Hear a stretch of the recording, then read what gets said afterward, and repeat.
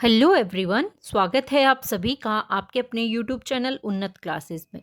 देखिए, first grade की हम तैयारी कर रहे थे, स्कूल व्याख्याता। उसके लिए प्रथम प्रश्न पत्र जो आता है, फर्स्ट पेपर जो आता है, उसमें शैक्षिक प्रबंधन के प्रश्न आते हैं, एजुकेशन मैनेजमेंट के क्वेश्चन आते हैं। तो उसका एक चैप्टर के क्वेश्चन हम ऑलरेडी कर चुके हैं। वो अगर आपने नहीं देखे हैं तो उनका लिंक डिस्क्रिप्शन बॉक्स में दिया गया है, आप जाके उनको जरूर देखिएगा। सारे ही प्रश्न बहुत इंपॉर्टेंट है। और आज की वीडियो में हम सेकंड चैप्टर जो कि राजस्थान का शैक्षिक परिदृश्य है, भाग दो, फर्स्ट, इसके जो प्रश्न हैं, इसके इम्पोर्टेंट जितने भी प्रश्न पिछले एग्जामों में आए हुए क्वेश्चन हैं, ये सभी, तो ये सारे ही बहुत इंपॉर्टेंट है। जो लेटेस्ट संस्कृत व्याख्याता की भर्ती हुई थी उसमें, एचएम में, स्कूल व्याख्याता ग्रुप ए, ग्रुप बी, बहुत सी एग्जामों में ये क्वेश्चन आए हुए हैं और बार बार रिपीट हुए हैं। तो इनको आप ध्यान से देखिएगा। एक क्वेश्चन से आपकी डिटेल भी करवाई गई है ताकि आपको चैप्टर भी समझ में आए। तो इसमें आज के टॉपिक में हम आज के चैप्टर में कौन कौन से टॉपिक पढ़ेंगे, कौन कौन से टॉपिक के क्वेश्चन करेंगे। तो देखिए, राजस्थान में प्रारंभिक शिक्षा और माध्यमिक शिक्षा के क्वेश्चन करेंगे, राजस्थान स्कूली शिक्षा विभाग करेंगे, RSCERT और डाइट, और इसके अंतर्गत IASE, ये सभी आज के इस वीडियो में हम करने वाले हैं। इन सभी के प्रश्न, जितने भी महत्वपूर्ण प्रश्न बनते हैं, वो सभी आज की वीडियो में हम करने वाले हैं। तो अभी तक चैनल को सब्सक्राइब नहीं किया है तो चैनल को सब्सक्राइब कर दीजिएगा, बेल आइकन को भी प्रेस कर लीजिएगा, जिससे कि सबसे पहले नोटिफिकेशन आपको मिल सके। वीडियो को लाइक और अपने फ्रेंड्स के साथ इसे शेयर जरूर करना है। तो फिर स्टार्ट करते हैं। पहला प्रश्न है, देखिए, निम्नलिखित में से RSCERT के परिषद का प्रभाग नहीं है। अब देखिए, मैंने आपको डिटेल बताई है नीचे, तो आप पहले इस क्वेश्चन का आंसर हम देख लेते हैं। देखिए, RSCERT जो है वो किस किस क्षेत्र में क्या क्या प्रभाग उसके हैं। तो देखिए, शैक्षिक और सर्वेक्षण अनुसंधान एवं नीति परिप्रेक्ष्य है, परिप्रेक्ष्य, ये प्रभाग जो है RSCERT के अंतर्गत आता है। लेकिन जनसंचार सेवा प्रभाग जो है वो इसके अंतर्गत नहीं आता है। शिक्षक शिक्षा प्रभाग भी आता है। आयोजना प्रबंध और वित्त प्रभाग भी RSCERT के अंतर्गत आता है। तो इसकी डिटेल देखिए। पहले तो आपको फुल फॉर्म पता होनी चाहिए। आज की वीडियो में जितने भी मैं आपको ये करवा रही हूँ क्वेश्चन, इनमें जितने भी शॉर्ट टर्म आती है उनकी फुल फॉर्म आपको पता होनी चाहिए। तो RSCERT की फुल फॉर्म क्या होती है? Rajasthan state council of educational research and training, Rajasthan राज्य शैक्षिक अनुसंधान एवं प्रशिक्षण परिषद। किसी नोटबुक में नोट डाउन कर लीजिएगा, क्योंकि ये फुल फॉर्म भी कई बार एग्जाम में पूछ ली जाती है। अब इसके अंतर्गत कौन कौन से प्रभाग आते हैं?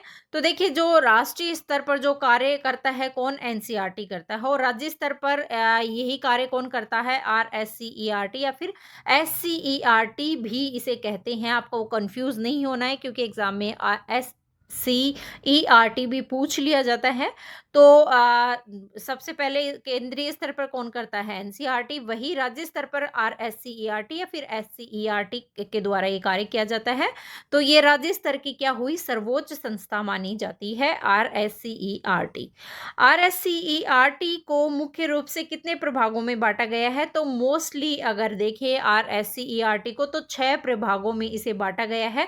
कब? 14 अगस्त 2018 को इसको 6 प्रभागों में विभक्त किया गया था। जिसमें से अगर देखें हम, तो प्रभाग नंबर 4, अभी आपको सारे प्रभाग मैं नीचे करवाऊंगी।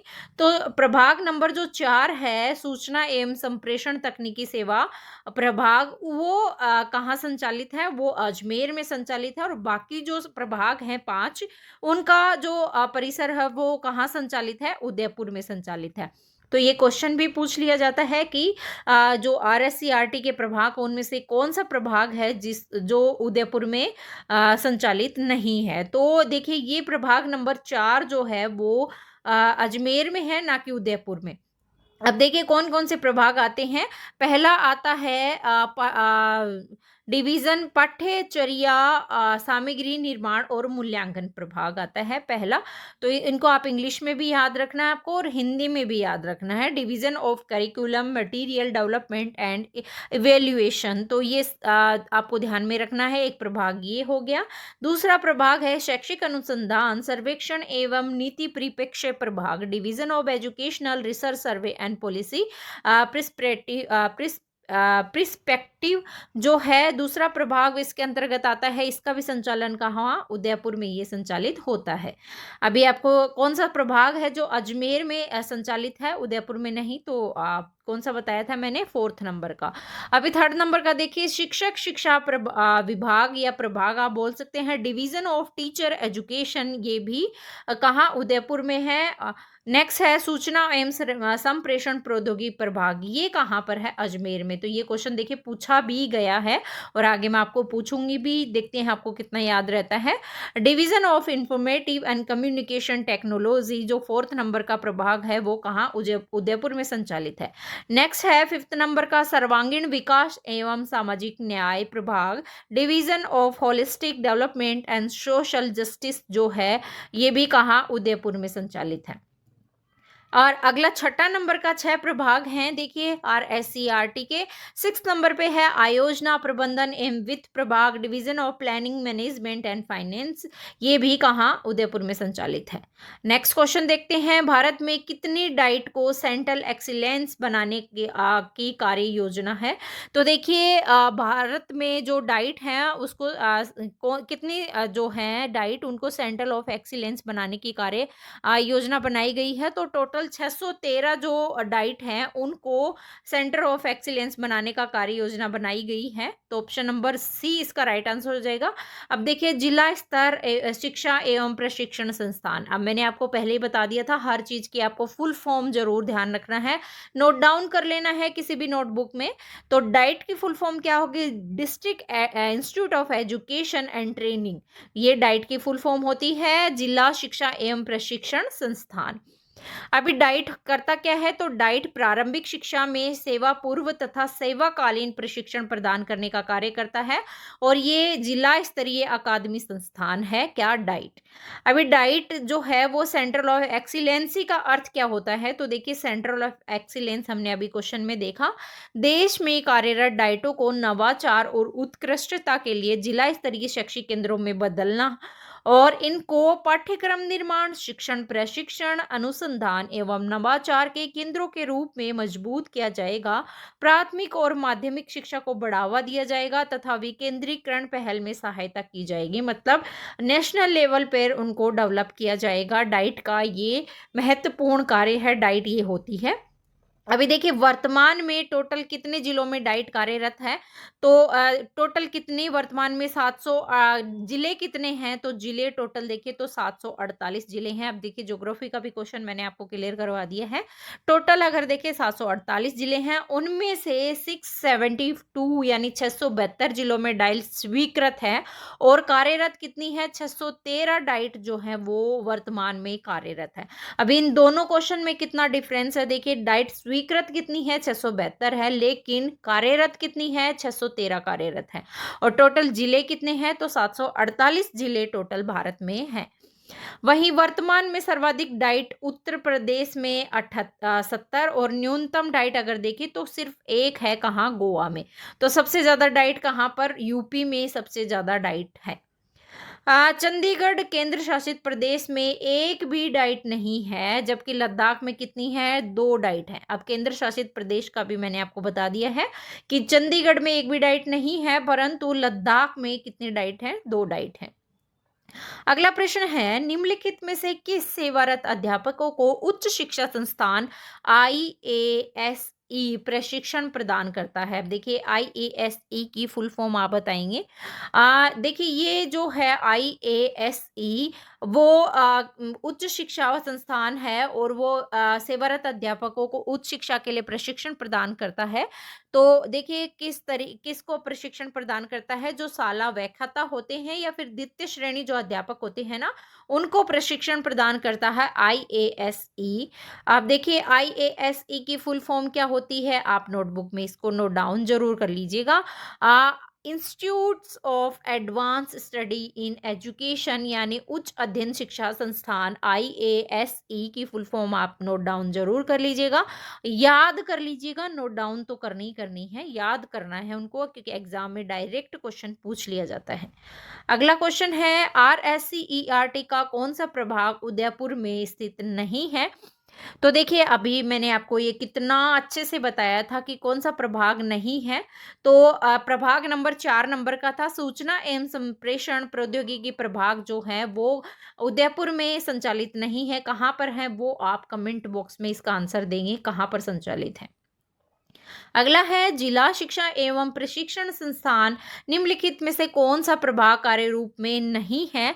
तो देखिए जिला शिक्षा और प्रशिक्षण संस्थान में कौन सा प्रभाग कार्य रूप में नहीं, तो शैक्षिक प्रौद्योगिकी कार्य रूप में है, सेवा पूर्व अध्यापक शिक्षा है, योजनाओं प्रबंधन है, परंतु स्त्री शिक्षा का इसमें कहीं उल्लेख नहीं है। अगला है डाइट द्वारा आरंभ में कौन से स्तर की शिक्षा के लिए कार्य आरंभ किया गया।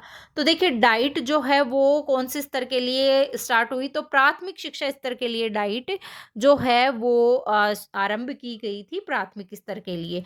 अब देखिए प्रारंभिक शिक्षा के लिए जिला स्तर पर डाइट और माध्यमिक शिक्षा के लिए सीटीई या फिर आईएएसई स्थापित करने की योजना बनाई गई। तो देखिए प्रारंभिक स्तर पर क्या डाइट और माध्यमिक स्तर पर सीटीई या फिर आईएएसई। राज्य में चरणबद्ध तरीके से जिला स्तर पर डाइट की स्थापना की गई। डाइट का संचालन जो है वो राज्य स्तर पर कौन करता है, आरएससीईआरटी या फिर प्रौढ़ शिक्षा निदेशालय के अंतर्गत ये आती है। तो ये भी आपको ध्यान में रखना है। अगला क्वेश्चन है एसआईईआरटी उदयपुर द्वारा किए गए डाइट रैंकिंग 2017 के अनुसार निम्नलिखित में से कौन सा डाइट प्रथम स्थान पर है। तो देखिए मैंने बताया था आपको आरएससीईआरटी को हम एससीईआरटी भी बोल सकते हैं। तो इसका जो उदयपुर द्वारा इसका रैंकिंग दी गई थी 2017 में, तो प्रथम स्थान पर कौन सी डाइट रही थी। तो देखिए प्रथम स्थान पर जो रहने वाली डाइट थी वो थी डाइट नागौर जो है वो प्रथम स्थान पर रही थी।